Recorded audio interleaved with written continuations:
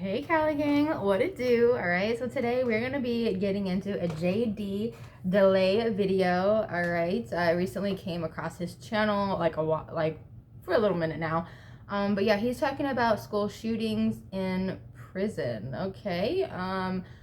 Not really sure how this is gonna go. The video is about 9 minutes, but first thing is first, please like, comment, subscribe, hit the bell notification so you know if it is when I post it up to date. All right, help your girl's dreams come true, becoming a full-time YouTuber. I hit the monetization, now the real work begins. All right, my next goal is 5K subs, and I can do that with your help. It's free. Hit the bell notification, subscribe, leave a like, and comment down below. And just give me a few minutes of your time. And if you like this video, check out a playlist. I have a bunch in the description box. All right, so JD, let's get into it. Shootings are a nightmare that have become almost a daily reality in this country, and today we're here to answer the question, what happens to school shooters in prison? An active shooter rampaging. Yeah, what happens? Inside the school, because we're really curious over here, like, what happens? Is it like the same as like a Chomo thing, or like what? 1,900 students to the football field. SWAT teams went classroom to classroom. Tonight with a distinctly American tragedy. It's a damn mass shame. shooting at a school started around 10:23 this morning, when police say a teenage gunman opened fire at Appalachia High School, and families rushed towards the school in search of. I just don't understand, like, how these campuses are not patrolled, not more patrolled, number one, more secure, number two, and I just don't understand, like, how, like, you can't even do anything anymore safely. You can't go to the movies, you can't go to church, you can't send your kid to school without worrying you're gonna get a phone call. Like, Jesus. When Appalachia High went into lockdown this morning, at first, many students thought it was a drill. Then they heard gunshots. Now, there's one thing I can tell you for sure about people in prison, and that is that they do not like people that hurt children. School shooters have some of the worst times humanly possible in prison, and we're going to get into that in this video right now. Let's talk about it. About to hear are going to be shocking and grotesque, so if you're Alright, trigger warning, trigger warning. Sesame Street. For the rest of us, let's go!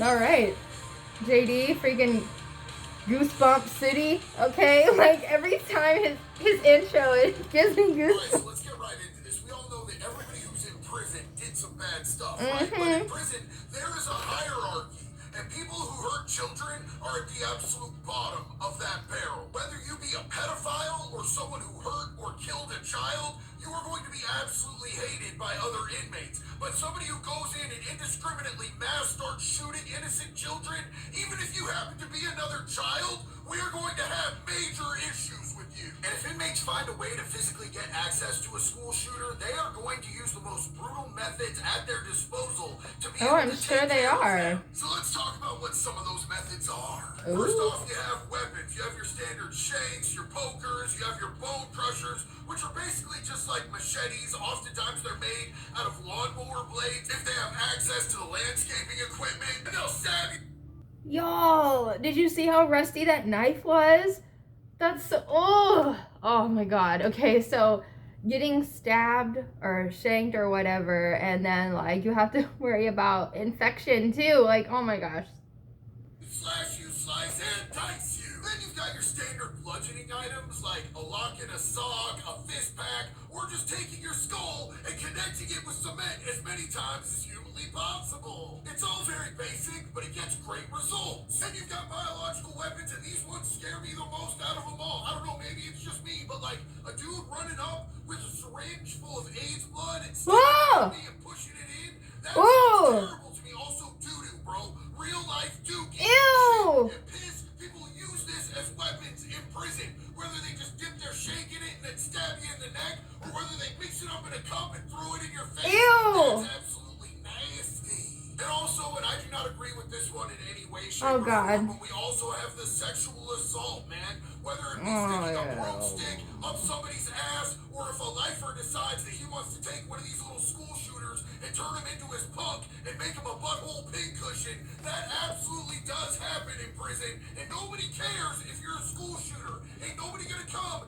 and save your leather Cheerio if you were out there shooting at kids. School shooters are hated by literally everyone in prison, and they have a target on their backs 24/7. And I am not just talking about the inmates. I'm talking about correctional officers and other staff as well. See, a lot of people don't understand that these COs, these cops in there, they have children too. And they are not objective when those doors are closed, the cameras are gone, and people are done with their court cases. Believe it or not, there are states where the inmates are more concerned about being assaulted by staff members than they are the other inmates. The state of Florida is a great example of this, which just happens to be where Nicholas Cruz, the Parkland school shooter, is PC'd up in some little hole where nobody can find him. If these correctional officers don't directly assault these inmates themselves, they will facilitate other inmates doing it while they open the doors and look the other way. When I was in prison in the state of Oregon, we had a couple different COs that would tell me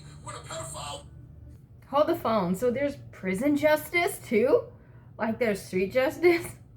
So there's prison justice? Like, okay. Like a whole other world, literally.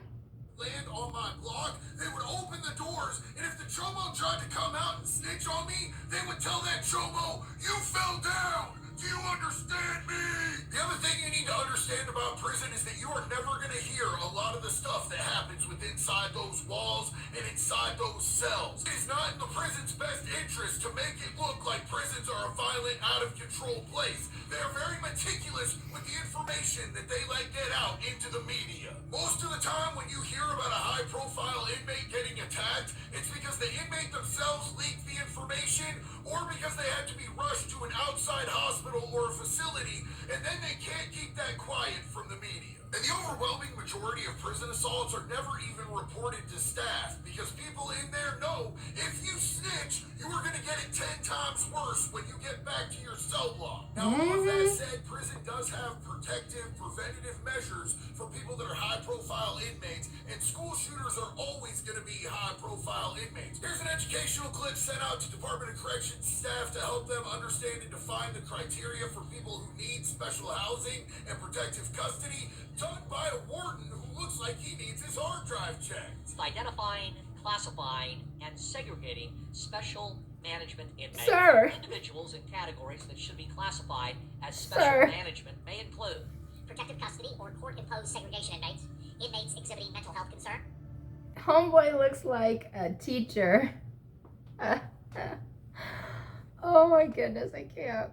Inmates who pose an escape threat, inmates who pose a threat of violence or gang affiliation, inmates with a known prior management problem, inmates who pose a suicide risk, inmates with a sexual orientation or gender issue, youthful, soft, effeminate appearing inmates. God, that dude is a dork. But even if somebody is in PC or protective custody, we still find ways around that to make sure that they get tortured and they have the worst quality of life humanly possible. One example is that at most facilities, the food is done on mainline and general population by those inmates that hate the people in PC. So we're the ones making their food. We're the ones scooping the trays. We're the ones who are taking it out to them. And we make sure that those dudes get all sorts of bad stuff in their food. I'm talking feces. I'm talking bleeding stuff. I'm talking broken glass. There's even dudes who have glazed the glizzies with their man-jump juice. Ew. About laundry, because laundry is generally done Oh God. online, general population is Not the and laundry. those are specifically going to certain inmates, and you can see the label on the clothing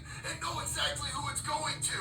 And there are all sorts of chemicals in laundry that you can use. You can soak their clothes in them and toss them in the dryer, let it dry, and then when their sweat reactivates it, it gives them rashes and chemical burn all over their body and genitalia. Now, with that all being said, there are unfortunately some states that have whole entire prisons that are all protective custody to keep these disgusting little bastards safe. Like, for example, the place in California where they're holding Danny Masterson right now, the California Men's Colony. That place, the only way that you're going to get somebody in there is if you actually have somebody go and request protective custody and get sent in there specifically to run a mission. And gangs will do this, but it's not going to be to get a school shooter. It's It's gonna be to get somebody who has done something wrong to somebody in their gang, like snitching out members of their gang, turning on them, things like that. So if a school shooter is in one of those states where they have this type of get down, it's highly likely that the school shooter might be able to slide through their whole life sentence without having too much violent interaction with other inmates. I saved that part for the very end because it's my least favorite part of this entire video. Just the idea that there are people in our society who are so sick that they will go to that type of length to keep